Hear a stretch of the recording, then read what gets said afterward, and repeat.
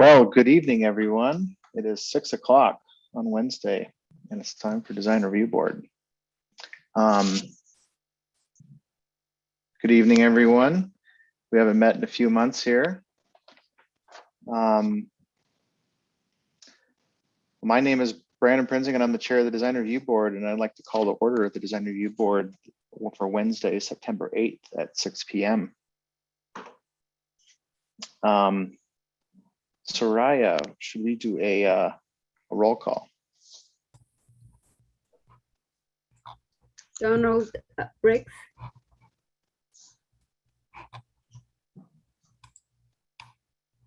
Is absent. Maria Chestnut. Present. Heather McMillan. Here. Brandon Prinzing. Here. Karen Slobot. Here. Ryan Smith. Here. Levi Tain is absent. Brian Top. Present.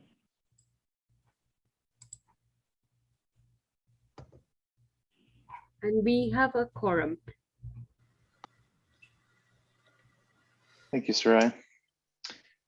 Agenda item number 3, approval of minutes.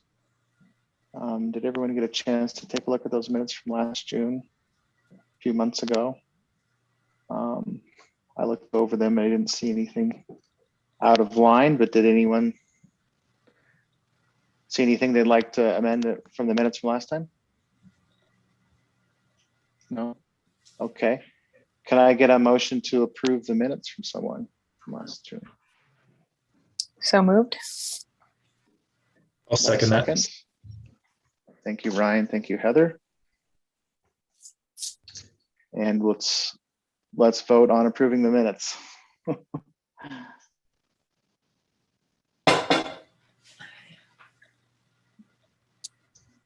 all in favor, say aye. Aye. Aye. Aye. Not in favor? Seeing none, the approval of minutes is complete. Thank you, everyone. Public comment. Are there any public comments tonight from any of the attendees or panelists? Let's see. I'll wait a few seconds here. Sometimes there's a delay. Seeing no public comment, let's move on to staff announcements. Agenda number 5. Do we have any staff announcements? No, as far as I know, at this point, there's no DRB for next month, so there's no announcements. Okay. Thank you. All right, on to our single agenda item for public hearings. Take it away. Awesome. Thank you, Brandon. It's nice to see everyone here again. Last time I was just an observer, but my name is Madsen, if we haven't met.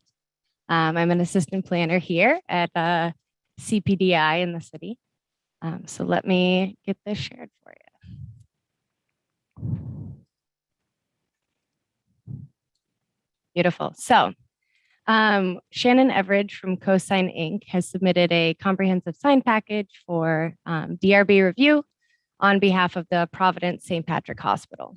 DRB is authorized to review and take action on special signs that aren't in strict compliance with the Title 20 sign code. And these comprehensive sign packages are signs part of a comprehensive design plan that is intended to meet that overall intent and purposes of the sign chapter.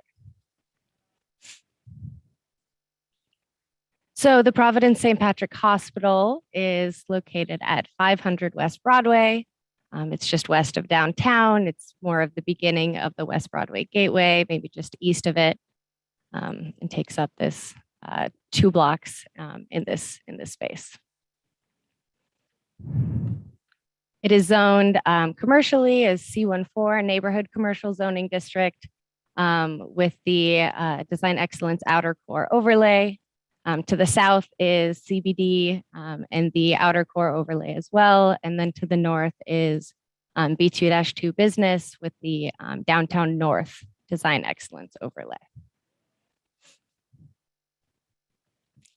So the land use designation of the subject property is urban center. The urban center, its focus is a concentration of the high intensity, a high density of commercial, retail, arts, entertainment, and residential. And so it's meant to address the concentration and that kind of density for these commercial, these offices, eating and drinking establishments, as well as residential. Relatable zoning districts to this are C1-4, which this property is, C2-4, CBD, and the pedestrian overlay. So the surrounding uses are compatible with the land use designation outlined here in the growth policy. So the applicant is proposing 6 wall signs along the McCormick Street building frontage, where Title 20 only permits 1 wall sign per building frontage. The combined area of the 6 wall signs on the McCormick Street frontage comes out to 465.6 square feet, which is less than, which is 155.4 square feet less than the frontage that would be allowed, or the signage that would be allowed on this frontage, excuse me. So of these 6 signs of the comprehensive sign package, 5 of them individually comply with the Title 20 size requirements. These middle 4 here were originally approved through a DRB in 1984, and the applicant's proposing an in-like kind replacement of these. This bottom one was originally approved in 2002 and again replaced in 2011. And that's again an in-like kind replacement. And then this top one here is the new proposed sign that does not exist yet. So all of these are internally illuminated signs as well. And here's a better visualization of the impact that these 2 larger signs will have, and the way that you can see this much larger one still faces the McCormick Street, in some ways Broadway frontages as well.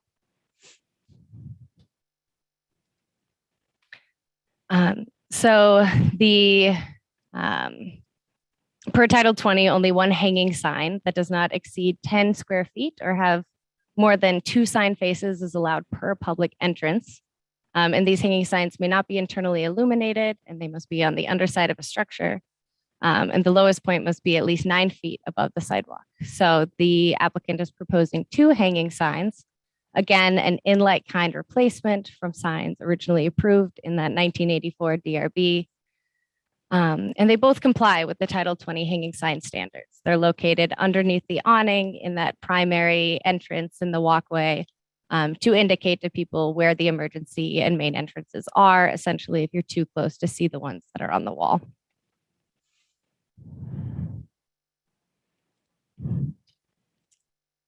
So for the ground sign, Title 20 states that only 1 ground sign is allowed per parcel. And each frontage on the building would permit, any of them would permit for that maximum allowed 72 square foot ground sign. The applicant is proposing 7 ground signs. So these top 4 signs here, 1, 2, 3, and 4, these are a part of the original 1984 approval. They have been in like kind replacement in 2001, and that's what they're proposing again here. The next 3 signs, 1, 2, and 3 were approved in that 2001 DRB, and again, they're looking for this in like kind replacement. So 6 out of the 7 signs here of these ground signs, they comply with the Title 20 size requirements. They obviously exceed the 1 allowed ground sign per parcel. And so all of them comply with the size except for this one on the lower right, that is 132.75 square feet. But as I said, it already exists. They're doing some minor modification to the words that are on there, but otherwise it's pretty much a changed copy. And all of these signs, except for this large one, are going to be internally illuminated and are internally illuminated. And then this one on the bottom right will be a flood illuminated site. And so as you can kind of see, there's, a ground sign, and they have them, there's one that faces each frontage, and they are intended to, have that kind of wayfinding throughout the entire property. Okay. And then I wanted to give more of an overview because there are all of these signs essentially that they're looking for. So you could see where the different hanging ground and wall signs are, how they help with access onto the main entrance of the property facing that McCormick Street frontage. So staff recommends that the Missoula Design Review Board would approve the comprehensive sign package for the Providence St. Patrick Hospital as amended by the Design Review Board based on the findings of fact and testimony heard at the public hearing, subject to these two conditions of approval. One is that the signage should not be modified without the approval of a sign permit by Development Services, and it can't be added without resubmittal and coming back for approval from the Design Review Board. And the second is that any applicable electrical, building, and sign permit shall be obtained prior to the installation of the signs.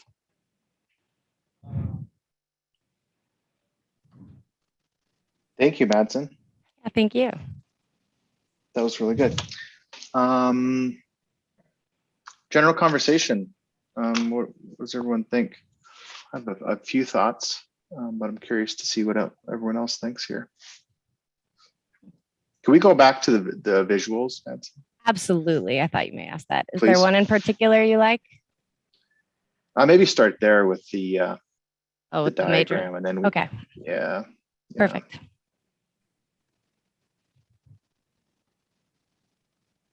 Brandon, by all means, why don't you start us off if you have some thoughts around this? Thanks for passing it on.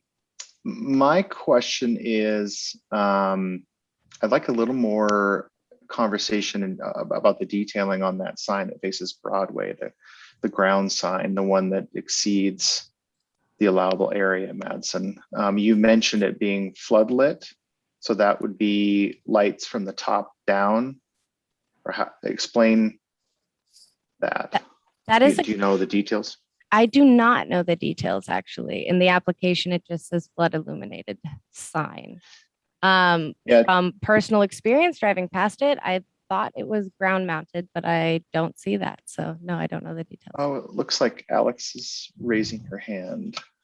Are you able Thank to you. speak? No, Yeah. I don't have additional detail, but I just wanted to quickly point out the applicant's here as a attendee, and we're unable to promote her to panelist. So Shannon, if you can hear us, I emailed you a link to join the meeting separately so we can promote you and you can participate. That might be really helpful. Yeah, we usually have the applicant explain the details. So that would be really great to have them online here. Bear with us momentarily while we get her on. Sure. So Brandon, I think that's floodlit Yeah. from the ground. Floodlit means lights from the ground shining up. Yeah, I mean, onto I think light. the light is at grade level. Okay. I have a question, Madison. I'm wondering, I don't see, the diagonal shape that runs across this graphic that you have up. I don't see the larger sign that says it's 42 feet long listed on this sheet. On this specific diagram, yeah, that's a good point. These are just the ground signs. As there are so many signs that they're proposing, it was hard to fit them all on one sign and keep them clear. Yeah. But the new sign, you're looking for this diagonal here. Yeah. And that one, from what I could see when I looked at the proposal, it looks like that's internally illuminated also. Correct. Okay. And that's replacing one that was the same size, or is that a? No, so that's a It's good new. question. Right. So this one at the top, this main Providence, the 338 square foot one, that is new. That is that's the main reason that we're here. If we're waiting, I have a comment on that one. Absolutely. So the hospital is neighborhood adjacent and also close to our downtown, which is historic. And I'd like to see a us move away from internal illumination for signs that are neighborhood adjacent. And I think we could do a backlit sign, and those are much more graceful and generally considered a better combination for more historic areas and neighborhood locations. So that would be my thought, is since this is a new one, to kind of plug in that better planning concept for this area for that. And I can show you an example if you want to see a screen share. Yeah, I'll stop sharing my screen. Yeah, that's an interesting thought, Karen. What does everyone think about that? Heather, Ryan, Brian. I would like to see the difference. In my head, rank a hospital a little bit different than from a wayfinding standpoint, and an urgency versus neighborhood preference. Having utilized their services, I want to know exactly where to go without question. So I think, Yeah. Karen, you're probably going to show us a good example. I would like to be sensitive to the neighbors, but I also, like I said, I want to make sure it's very clear. Can you see the screen share right now? Yes, I can Mhm. see the Singapore Exchange. Yeah, I agree with you, Heather, on like the emergency stuff for sure. But for the brand, I think that especially if it's really large, I think that it's nice to kind of veer towards a better look, because that's what this, the design aspect of it is. So anyway, these three are just examples of backlight for the top one. And then internal illumination is the middle, and the bottom is cabinet style. And generally speaking, the top one is the one that designers and folks that work with urban planners kind of push towards, and also non-illuminated signs are also considered more neighborhood friendly. So Is there less light pollution with the top one? I think it's not so glaring, but it's also generally just a subtler way to do it than the, like the blockbuster type sign. Tends a little more finesse to it. I think that the neighborhood is more to the north. This sign would be facing, I suppose, southwesterly, correct? And so there's not to say that there wouldn't be residential built along the river on the riverfront triangle and those properties across the way, but it's a good point. It is quite high, it is one of the taller buildings downtown, so it's not, shining right through a neighbor's property per se. It's a fairly, so I can definitely see both points of view. The commercial street of Broadway. The one thing challenging with the branding on that, though, with the color and the logo, is if you backlit that typeface and logo, it looks quite different than just a simple typeface backlit, because the logo's colorized. And so what do? Do you backlight just the type and not the logo? Or if you backlight the logo, then it's just a silhouette of that at night. And so it's not like it's a simple pinned letters that is easy to backlight. It's a little more thought has to go through that process, I would suppose. So Madsen, could we go back to that visual of the Yeah, the one because we're the talking sign about, looks please? like it's 2 times the size of the letters. So if they backlit, they would just backlight the letters. Is that how it would work? Yeah. Karen? I mean, you could do it either way if you're designing it. Hi, this is Shannon with Coastline. Can you hear me now? Yes. Oh, yes. You're a little Hi, soft, Shannon. but I can hear you. So sorry, I did not have video or audio on my computer, and I was having to dial in. So I've been listening and trying to get a hold of, be able to speak. So here we are. I'm glad you got you in. Yeah. Thank you. All right. So looking at the big sign, that's the with the logo and the Providence. And that sign is not facing a neighborhood nor a downtown historic area. So I believe I heard that was a concern. It's just the That's what I was. Yeah. Go ahead, I Shannon. also have we also have representation from the hospital on the line too, but I don't think he's able to speak either. I think it's Philip. So Lafada, but to that sign, yeah, I was informed that it's not facing neighborhood nor downtown. The proposed 8-foot letters. Yes, thank you, Shannon, for that clarification. Sure. How much bigger is this 338? How much bigger is it than what's allowed, Madsen? I know you've said once before, but please remind us.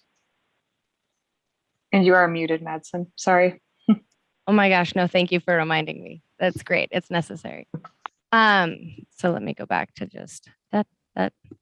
Right. So you can have for the wall signs, the maximum is 50 feet essentially. And that's what you were looking for, not all of the signs combined, but just this one. So it would be in excess of 288. Yeah, that section of Title 20 is tough for buildings like this because, right? Yeah, especially a hospital that needs very clear signage, like to your point, Heather. Well, I think, Brandon, to clarify, is your question the new, brand new big Providence sign announcing how much larger is that than what's allowed? Is that your question? Yes, yeah. Okay, so here, like for the McCormick Street building frontage, it's 621 square feet. So it's not necessarily that it's the size of this proposed sign that's the issue. All the total 6 wall signs that are, well, the 5 existing and then the 1 new proposed one, all do not exceed combined the 621 square feet. So square footage wise, it's fine. It's just that only one's allowed per building frontage, and so in this case, there's 6. So that's kind of the difference. That's an important clarification. Thank you, Alex. Yeah, and there's certainly precedent that we've set before on this board to allow that. I think that's a good thing to be under the combined square footage. And kind of additionally on that note, to just point out to you, as Madsen has it pointed out, the West Spruce Street building frontage, they could have a 380 square foot sign, and then same with Owen Street, 621, and then West Broadway, another 380 square foot sign. And they don't. And so, yeah, there's no signage on those other 3 frontages, so they're all kind of front loaded to the McCormick side. I think there's a piece too, just to tag along with what Heather already said about the emergency side. I mean, if we took all of the wayfinding signs out that people need just to get where they're going at an emergency facility, we wouldn't really have all that many signs. So it seems like obviously all of those are required to get people where they're going. So really it seems like the biggest concern is maybe how it's lit. But otherwise, I guess I don't see any issues. Right. That's a good point, Maria. Yeah. I just wanted to, if we're going to have a precedent on what we do as we develop Broadway and these areas around the neighborhoods, to just have a conversation about this so that we head in a direction that we like the outcome as we develop more larger buildings. But yeah, definitely for me, I agree. I think it's just the wayfinding stuff is absolutely necessary here and needs to be really clear and easy to see and bright. And just the branding stuff, if we get really big branding on Broadway as things develop, what's that going to look like? So how do we want to proceed? I think, Karen, you make a great point. I think for people wanting to know where the hospital is, say from 6, 8 blocks, 12 blocks away, and they're looking in the distance at a sign that's either internally illuminated as proposed here, right, with color or backlit, like you're suggesting, Karen, I would say that both would meet that need of identifying Providence Hospital. But one, I would argue, is a little more aesthetically pleasing than the other. I think that's your point, right, Karen? Yeah, that's it. And what does everyone else think about that? Brian, Ryan, other members? I just have a question about that one. If this were to have complied with size, is there a city requirement for backlit or illuminated? I don't think so. No. So if it would have fit in size, they just to be clear. Correct. Yeah, go ahead, Ryan. So yeah, I'll jump in here. And, having read through the proposal, my impression is that really the design package meets, to me, it really meets the intent of Title 20. And for the most part comprises wayfinding for critical infrastructure. Other than the new sign, the new Providence sign, which, as Karen brought up, is a little bit more of a branding oriented than the rest of the signage. And so I guess that would be the one sign that I would like to hear from the applicant about why, what the importance of adding that sign is.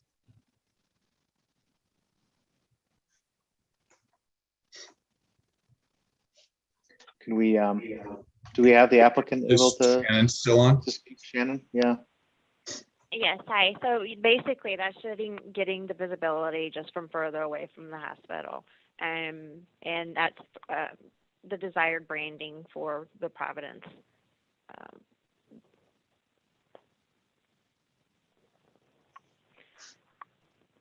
Mm-hmm.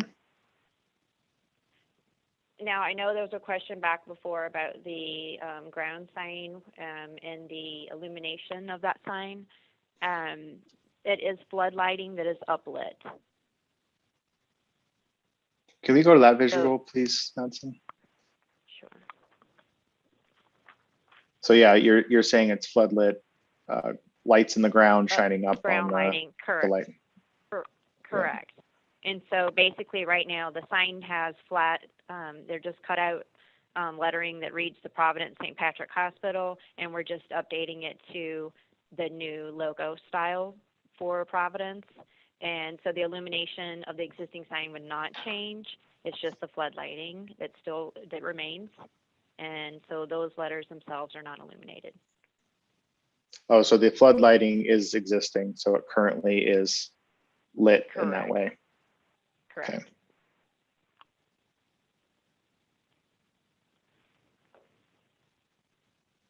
How does everyone feel about that type of lighting for that particular sign?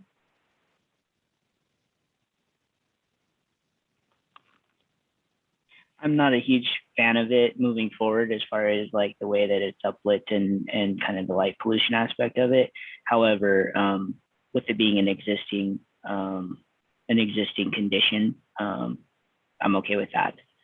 I think in the future, if we're looking at new signs, I think trying to avoid that style of lighting would be beneficial. Yes, Brian, I would second that thinking as well. I think the fact that it's existing does change my opinion, but yeah, I agree. I think that lights shining up are just never quite a good idea. You know, pedestrians walking on the sidewalk and, you know, getting glare from that light shining up isn't the most aesthetically pleasing type of experience. So, but it is existing and the size isn't changing. It's just a change in copy. So,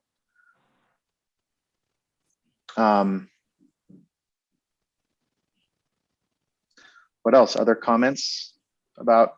I think we're really talking about just these two signs now, just the one here on the screen along Broadway, the ground sign, and the larger wall sign, and the different discussion on illuminating that. Would it be So- helpful to hear from, and I know we can't really hear from the applicant, but we have their design professional. Right, is there any room for any of these considerations? I recognize that we're just replacing copy on that ground sign, but the ground lit, it would be probably more of a cost, but I mean, is there any, we haven't reviewed this sign package since the 1980s. And so this is the opportunity to ask if it's possible to consider kind of a more modern and sensitive lighting, or if that is just kind of something outside the scope of the budget possibilities. And I don't know if anybody can speak to that. That is something I'd actually have to present to the Providence team to see what their budget would allow for that. So yeah, Sure. basically on that sign, we're just, we've been allowed for removing the existing pin-mounted letters, so to speak, and replacing with new. And of course, we'd be painting that background and getting it to where it is a clean slate prior to putting the new letters on there. So it wouldn't look like Swiss cheese, so to speak, where the old lettering was. You have Right. a fresh surface. Yes. Makes sense. Mhm. Okay. Any other general design thoughts from board members on these two particular signs now? Or folks leaning towards a motion to accept as proposed, or is someone wanting to put a motion on the floor to alter or make suggestions regarding these two signs?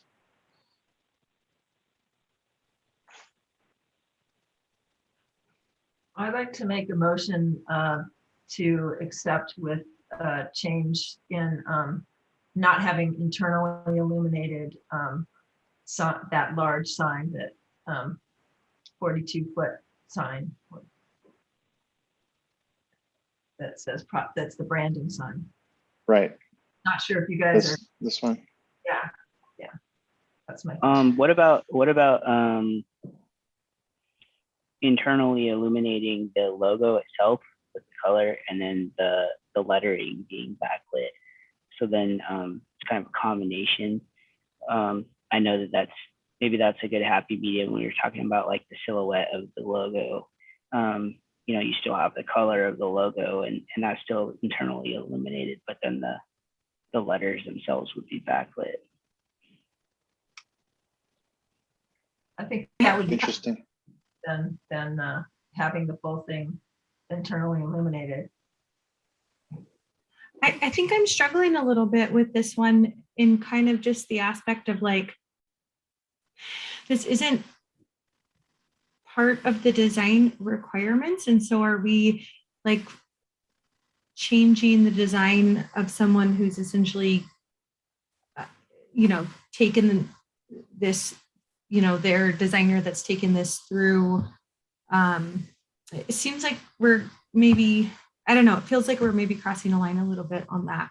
And what I worry about is sometimes we've made motions in the past where, like, for instance, we put those caveats in there, and I actually, for instance, in this case, would want to approve the sign package, but don't necessarily agree with that. So then I don't want to say no to the entire, package. Yeah. But I don't necessarily agree with that. I am very much understanding where you're coming from, Karen. I'm just not certain. Feels like it's gray. Any comments on that piece of it? It's a great point, Maria. I think that the fact that the applicant is applying essentially for a variance on abiding by the code is that's kind of our take on this. Our responsibility is to make a judgment call, and I think it is within our right to ask for suggestions for slight design alterations if it would make it better. I think we've done it in the past, and I think there is a line. You're absolutely right. We don't want to overburden the applicant or make it more expensive or et cetera. But if there are small aesthetic You know, we have a board comprised of some talented designers, and, you know, it's a collective collaborative here. And, you know, I think if, so I would kind of lean in a way that, you know, if it's not a burden on the applicant, and if we have an idea on something that would make it more visually appealing, then yes, that should be our role as a design review board. Well, the size of the sign and the location of the sign, being at the elevation that it is, you trying to make it a backlit or halo lit sign that I think you guys are leaning towards or are requesting would not give the visibility or presence, and that the logo and Providence lettering deserves at that height. It'd be lost. The backlit lettering works more in elevation levels lower. I would say, you know, up to maybe a second or third story. But at the height of that sign, it's really lost in the illumination, and you wouldn't really see it at night. And that's what we're looking for, is to have that presence at nighttime. Now we could look at doing the lumens possibly like a dimmer lumen of the illumination, but facelit is the preferred, of course, and the branding of Providence team. Yeah. No, it's a good point, and thanks for that clarification. You know, the height is definitely, it's definitely different, you know, 4 or 5 stories up in the air. I completely understand that. A little bit off topic, but the one thing that's sort of missing from this proposal, and I think we've seen quite a few of these come through, is that there isn't a lot of detail to this. So, you know, detailed shop, sometimes we get detailed shop drawings showing exactly how this is constructed, and you know, exact sizes, and this is fairly vague, I would say, compared to a lot of other packages we see. And so that's another thing that I'm trying to put the pieces together and understand actually how this thing comes together. So I would just make that comment. Yeah.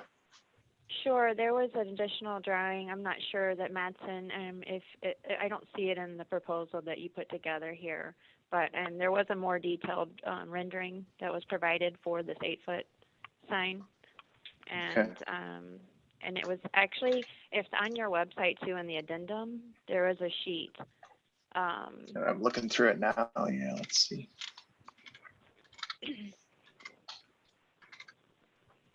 Okay, here's a side view.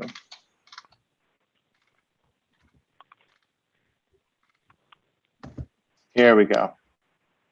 Yeah, sorry, it's in the package. It's just not in the presentation. Yeah. In the presentation, there you go. Yeah, thank you for that. Yeah. You're welcome.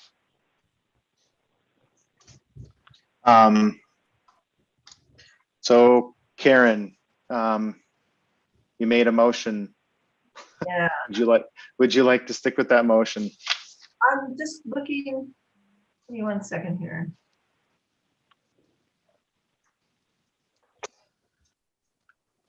I would ask, yeah, sorry, go ahead, Karen. Let me come back to you guys. There we are.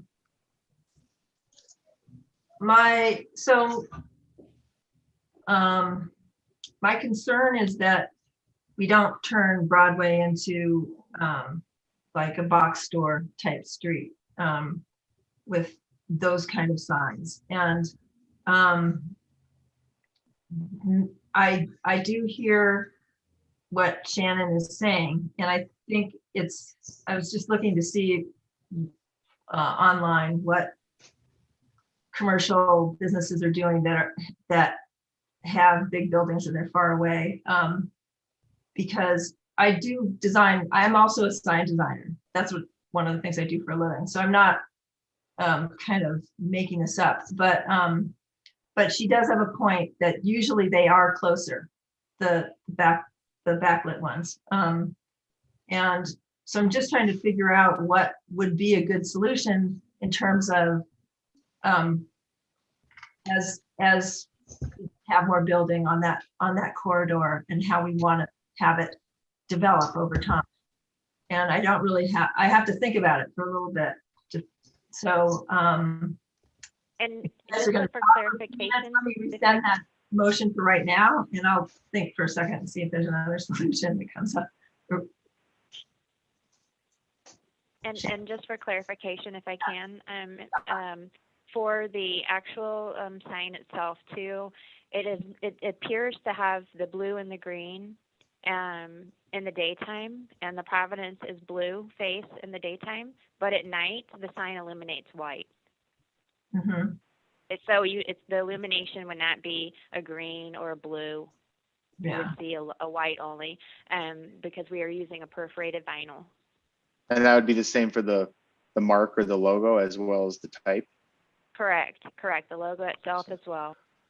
It illuminates white at night.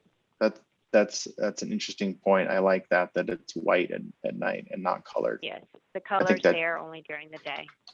I think that does help substantially, in my opinion. Do the lumens, do they comply with the dark skies ordinance for Missoula? Do you know?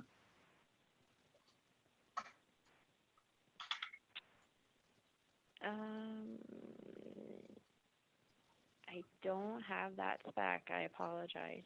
Oh, okay. But we could definitely, comply with the lumen if that's Mhm. spelled out in your code. Certainly. And that's something that you had indicated, Chan, there is a way to put a governor on that, the lumen. Yes, You, exactly. If it's spelled out in your code, then we would definitely. it is. Okay. Great. Do you have that lumen? Not off the top of my head. Maybe Okay, Madsen all could right. provide that. Okay. I can follow up with it, but I also don't have it off the top of my head.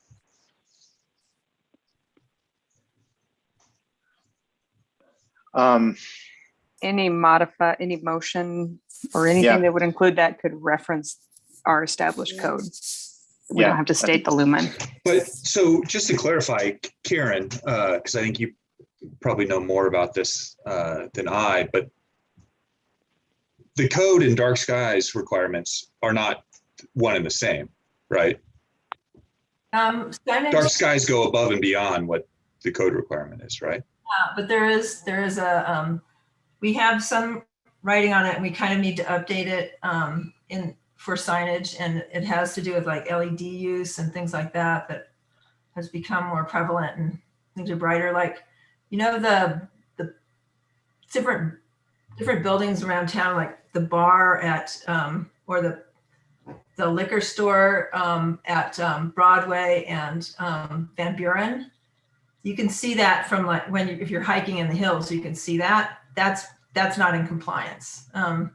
And there's a lot of them around town that aren't in compliance. And we yeah. So, and to your question, yeah, there's something written about it, but it needs to be updated.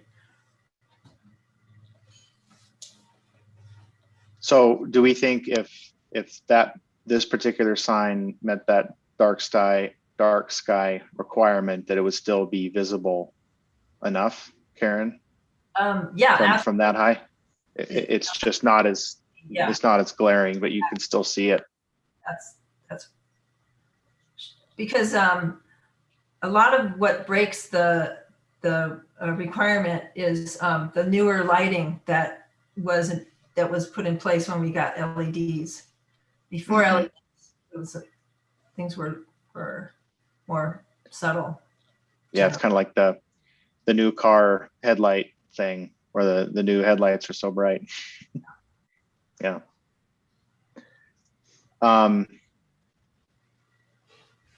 Well, I personally am feeling pretty good about this overall as proposed. But I'm curious to see what everyone else thinks, and wondered if someone wanted to put a motion together. I do like maybe, this dark sky requirement could be a nice way to ensure that that's not super bright, but I'm a little bit confused on how we, specify that in this motion, if we don't really know what that is. Well, I mean, can we just stipulate that it meets dark skies compliance, Sure. Sure. Yeah. even if that's above and beyond, Yeah. code.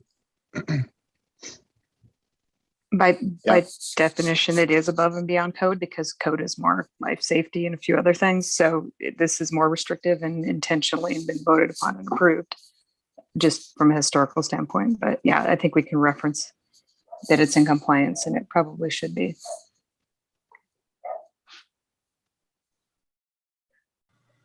Okay.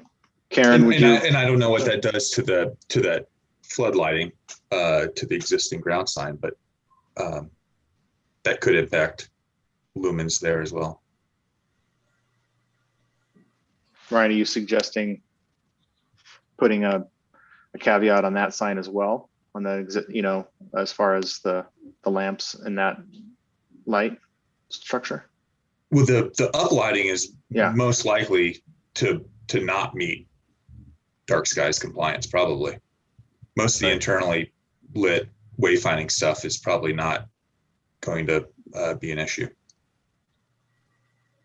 So if we just, as a overall caveat, stipulate that that all the lighting meets dark skies compliance, then we'd be covered. You're saying all the signs to meet dark skies, or just the two, the one ground sign and the one? I guess I'm saying all of them, but I don't think anybody else correct me if I'm wrong, but I don't think most of them would be an issue. Most of those internally lit wayfinding signs would not even, I would think, be an issue. Because they're I tend internally to- illuminated. Yeah. I tend to agree with you. I can't say offhand. I haven't calculated that in a long time, but I think we should be okay with what they're proposing. It's that bigger sign and the ground sign that just needs to be factored into the calculation. Yeah, I mean, I don't think it's unreasonable at this point to be asking, in general, applicants to meet dark skies compliance. I think it's a fundamentally good thing going forward. Do want to clarify, since we're not all necessarily familiar with that terminology or what it means, I do want to clarify we're citing the right thing, because I'm just online looking through the ordinances right now, and I'm not necessarily finding a reference for that. There's the outdoor lighting requirements, and then they have the resources like the International Dark Sky Association. But Karen, do you have a specific reference just so we can point them towards something? I want to make sure we're not. I'd have to look it up, and I can do that. And, I don't know, it might take me a little while here, but I was on the design review board some years ago, and it was part of the signage package then. And I'm not actually, I have to look and see whether this one is the same, but I would assume, because it's part of what our community chose. But I think I would lean on, while we're all professionals and can look it up, I think I'd ask staff to confirm the right language and reference. Yeah, Just absolutely. because, thank you, Madsen. Yeah, I am looking it up and I'm finding the 2008 ordinance. That's the Missoula outdoor lighting ordinance. And so Yeah, I'd need a that- little time to look into it, but that's what I think. Okay. That I got sounds a about thumbs up. right. That's about right about the timing, if I remember correctly. But yeah, let's just be accurate. Chapter 8.64. Yeah, that's what I found. Okay, that's what I found too. Shannon speaking from Cosign. I just found it. Great. Thanks, Shannon.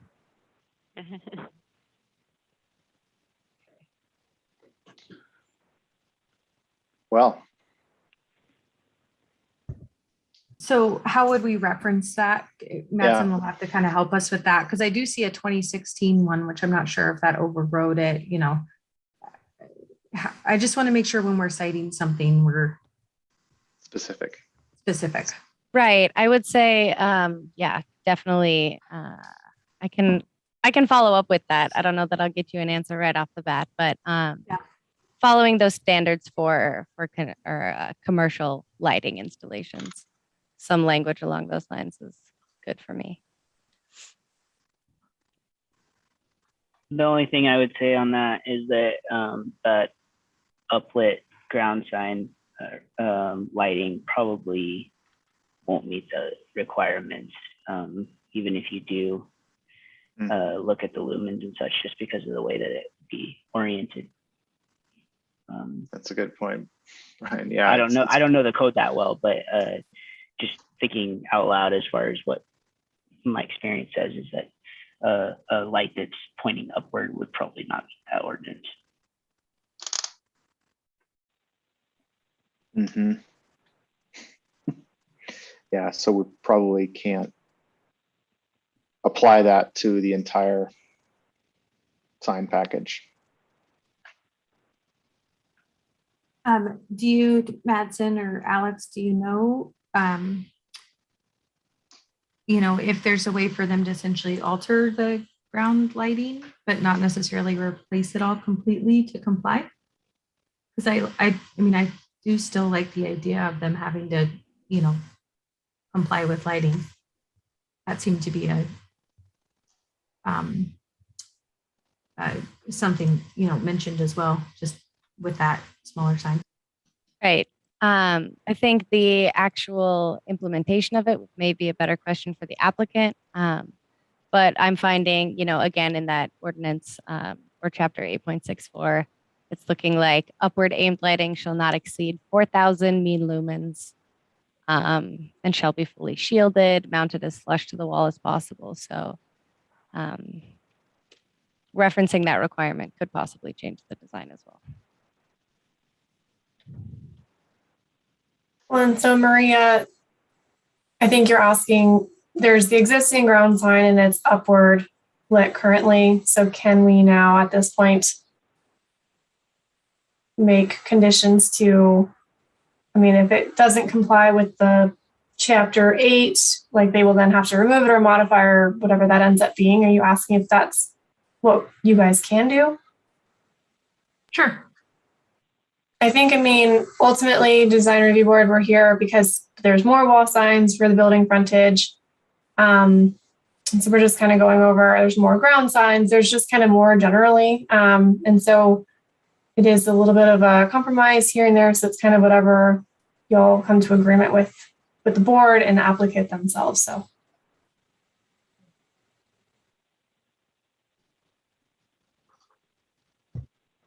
Mm-hmm.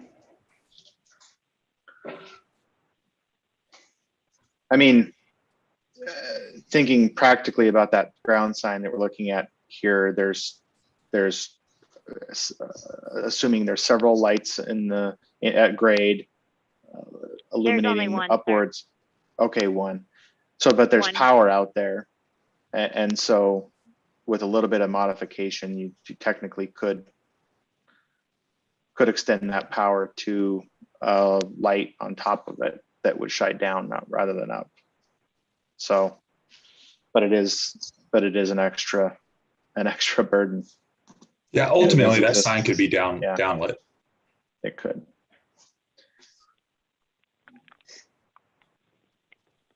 And then I was just reading the dark sky requirement. There's section K with the external illuminated sign of lighting. And that is for your ground signs. It does not say, you can have the up lighting. It was approved on, I'm not sure when you said this was, came into place, this dark sky requirement.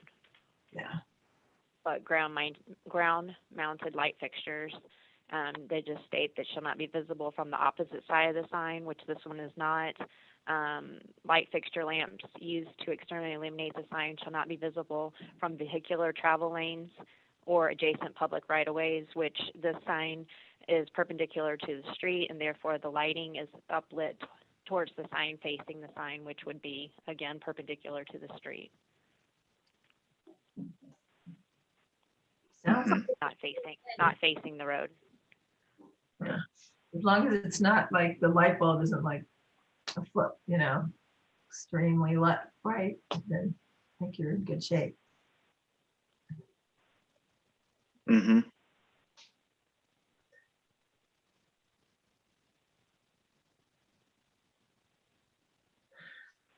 think it's time to make a motion. Yeah. Who would like to make a motion? Who's feeling brave?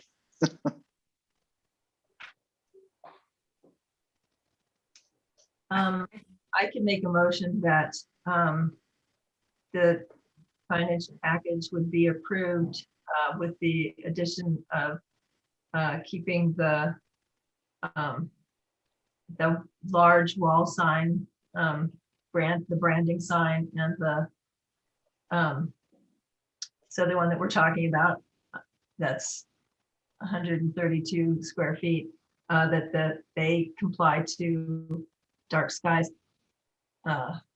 ordinance, and yeah, and then it seems like it would, this set of signs would be good. So what you're saying, Karen, the motion is accept the sign package as presented. The one condition would be the ground sign comply with the dark skies. Yeah, Well, are you saying in addition to what staff already has two conditions, right? Sure. The permit and yeah. So sorry, I just be clear. You're saying in addition to the two conditions. Yeah, I guess staff. there's always the two conditions with Right. with it. But yeah, so yes, there'd be three conditions. so it'd be that the big branding sign that's 42 feet long, and this other street sign that has the lighting that's facing upward, that those would be compliant with the dark skies ordinance, and then we would give a yes to this proposal. Correct. So we officially have a motion on the floor. Rereading the rules, I'm supposed to ask for any public comment when there's a motion on the floor. So I want to make sure there is a motion on the floor, and if any public is present, to be able to speak about the motion on the floor before we second it. Seeing no public comment. Do we have a second to that motion?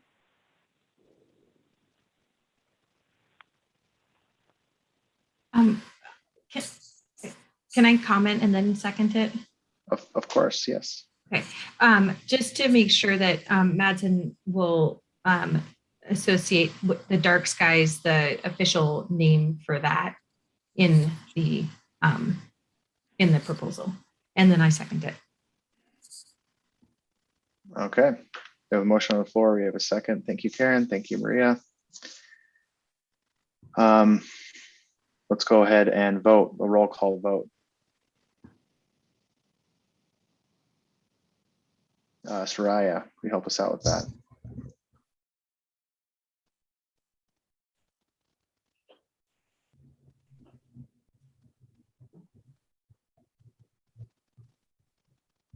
I think you're on mute.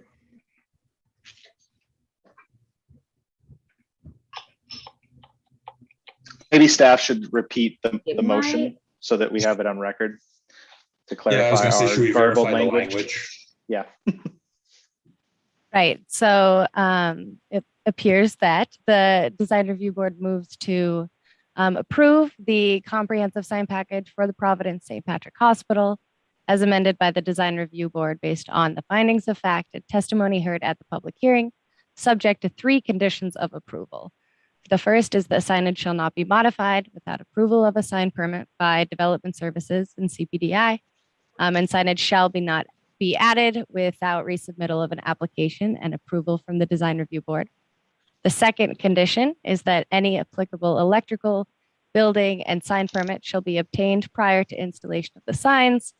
And the third condition is that the largest ground and wall signs will need to comply with the correctly titled dark skies ordinance for the city of Missoula.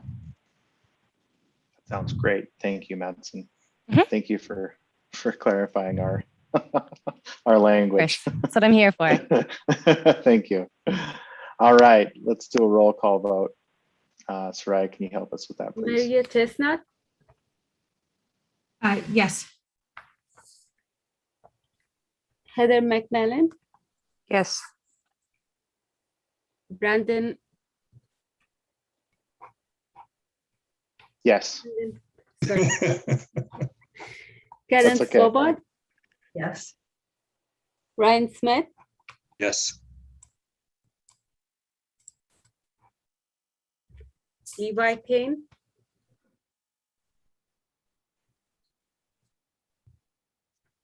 he's absent, sorry. Brian Top, Yes.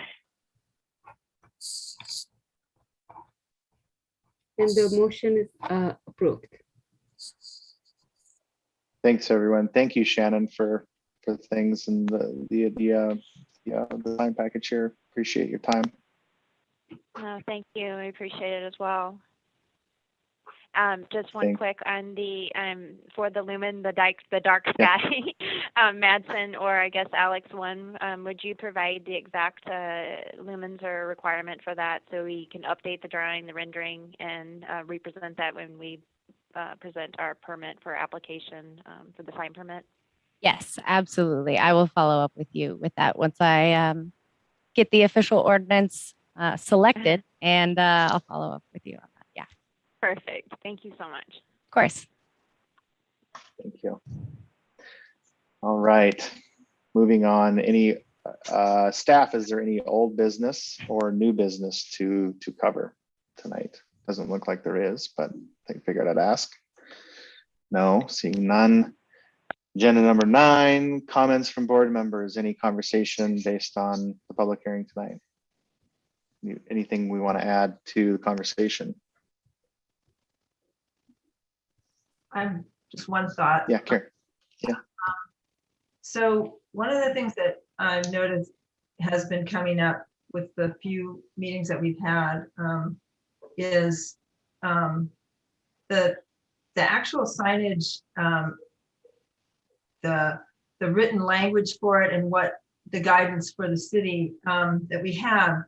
Some of it is kind of outdated in terms of what is considered good design protocol. And I wonder if it's possible to at some point have a conversation about maybe updating that a little bit, because then maybe we wouldn't have some of these conversations that go on, because we'd already kind of be working with a setup, and developers and designers in the city would have that information, and they'd be working from possibly a little bit more updated guidance. Maybe, I don't know how folks in Missoula feel about this, because I work with different, on different projects in different cities, and some cities are very, very strict and others are loose, and Missoula tends to be quite loose. And so I don't know if we want to get into it or not, but I just wanted to throw that out there and see. And if people are interested, Yeah. maybe email back and start a conversation. If they're not, I don't want to, push that, but that's. Yeah, thanks for that, Karen. It's a good point.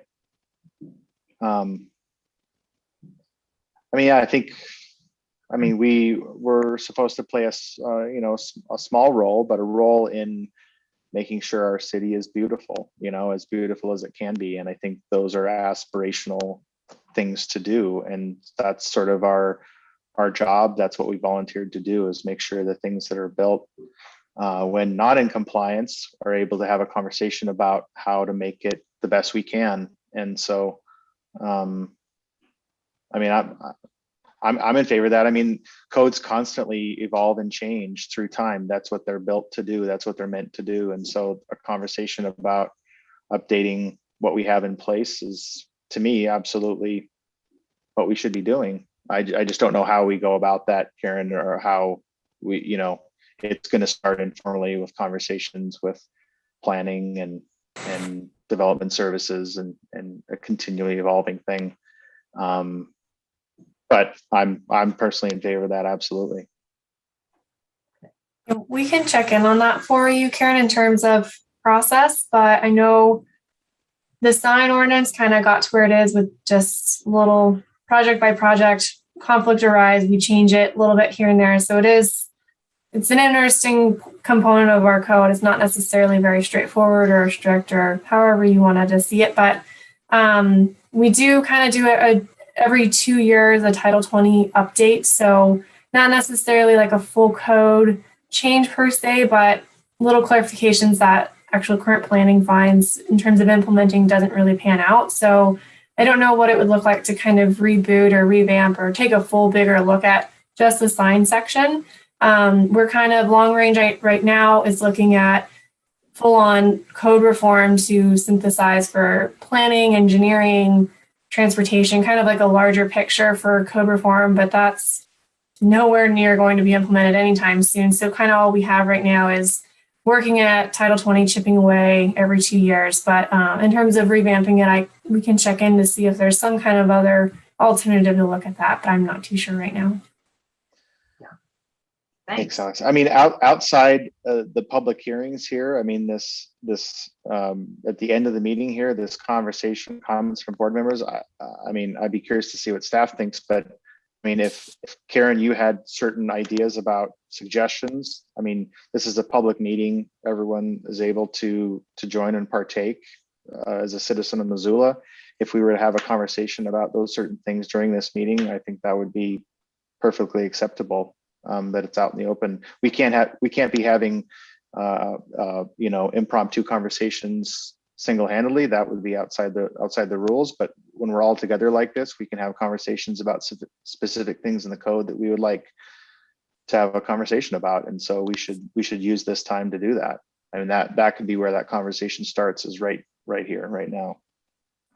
I'd be really interested in anything you guys are thinking about as far as that. Yeah. It might be So worth doing it on a month in which we don't have a meeting, in which we just have a meeting with no, outside agenda topics. Yeah, I think it's worth considering. One of the things that, and this isn't related to sign, but this board had a complexion makeover, for lack of a better term. And there is intended because we have design excellence. And it's something, and I know we have a lot of new staff, wonderful staff, great staff training right now, and we're a newer board. But from a design excellence standpoint, I feel the board's a little underutilized. And maybe that's just because of all the things associated with the craziness of the world right now and staff turnover and new board. But I feel like we're underutilized at a lot of levels. And that we need to make this a process for developers to be able to navigate through and do the right thing and bring projects that don't just conform to what's in Title 20, or if there's some nuances there that you could get approved through this formal process. I don't know how to get from point A to point B, because it's surprising to me that we get a lot of canceled meetings and we're looking at sign packages and we're not looking at things that come through for design excellence. So at some point, and maybe it's, as you said, during the meetings where we're not being used, that we do some trainings between staff and this board, and maybe it's public, but that we're having out loud conversations how to better utilize the system or make this a useful tool and not a hindrance. I'd say maybe people listening tonight might have been a little wary that we can be efficient, but I have confidence that we can. But it's a big task to take on things like design excellence and design standards in a community. And I want us to work together on that, because going back to your point, Brandon, it's very important to, once it's built, it's rarely changed, and we want our community to grow, and we're in a rapid pace growth piece right now. And we want to grow the right way. And that's why we're all volunteering. Could not agree more, Heather. You're speaking my language. I would second everything that you said. I feel the same exact way, that we were. It's a little confusing to me when the design excellence guidelines came out. I was expecting at least a few projects here and there to come through the board, and not a single one has gone through this board since those guidelines have been put in place. And I think the system is not working if 2 years in there hasn't been a single project that's elected to go through this. So I'm putting that on record that there is a question to why that's not happening. And so I don't have an answer to that, but there should be some projects electing to go in front of the board, especially with the board changeover and predominantly designers and architects. And so I don't know. Time will tell, I guess, but yeah, I don't know. Anyone else have some thoughts? Ryan, Brian, Maria? I agree with that. I think that I know I at least joined the board for the opportunity to look at architecture, not just signage. So that opportunity hasn't arose yet, and so that seems interesting, I guess, or there's something to that, I guess, that the whole purpose it seemed like for the Design Excellence Review Board was to review those types of projects that would come through, and I'm interested to know a little bit more about why that might not be the case, or what could happen to help make that part of our job. I'll just ditto what everybody else said. Okay, Yeah. great. Well, it's 7:11. We've been here an hour and 11 minutes. Thank you, everyone. No one else has anything else. I will adjourn the meeting this meeting, the Design Review Board meeting for Wednesday, September 8th at 7:12 p.m. Thanks, everyone. Thank you. Thank you. Thanks. Thank you, Thank staff. you.